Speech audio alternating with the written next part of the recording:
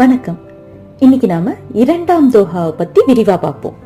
இந்த பகுதியில துளசிதாசர் நம்மள நாமளே உணர்ந்து நமக்கு தேவையானதை ஹனுமன் கிட்ட கேட்கறதா வடிவமைச்சிருக்காரு. எனக்கே நல்லா தெரியும், நான் அந்த அளவுக்கு புத்திமான் இல்லை.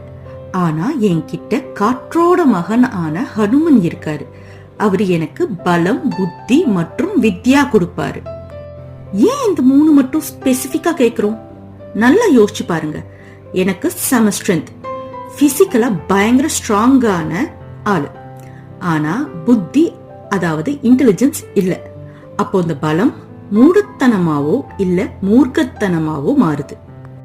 சரி, இந்த சினாரியோவுக்கு வருவோம். நான் பயங்கர ஷார்ப்.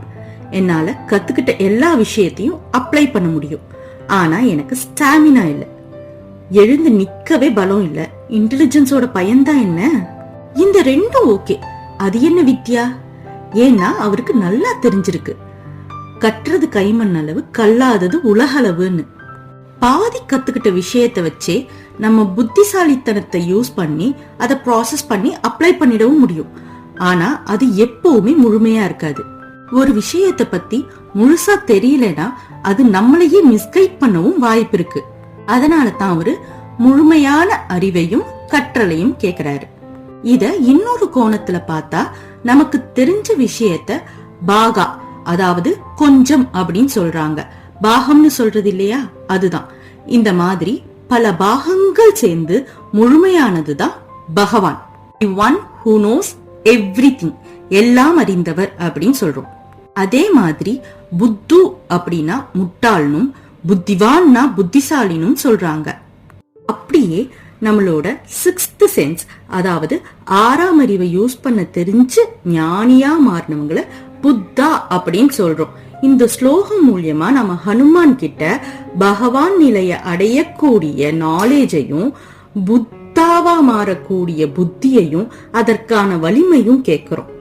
வேற என்னங்க வேணும் இதுக்கு மேல?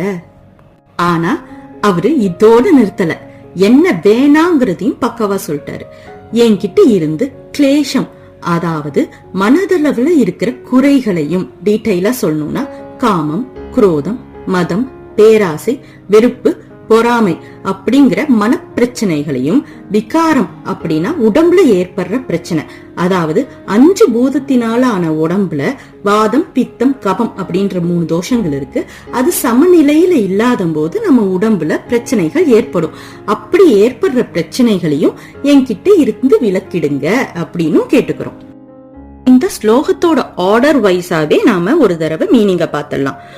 புத்திஹீனு தனு ஜானிக்கே, எனக்கு புத்தி அந்த அளவுக்கு இல்ல அப்படின்றது எனக்கு தெரியும்.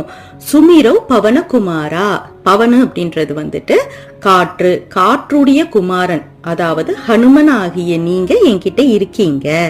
நீங்க எனக்கு தேகோமுகினா இந்த உடம்புக்கு பலம், புத்தி, வித்யா, இது 3 கொடுப்பீங்க. பல, புத்தி, வித்யா, தேகோமுகி. ஹரகு, ஹரகுனா என்கிட்ட இருந்து விலக்கிடுங்க. எத?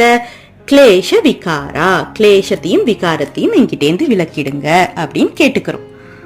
நன்றி.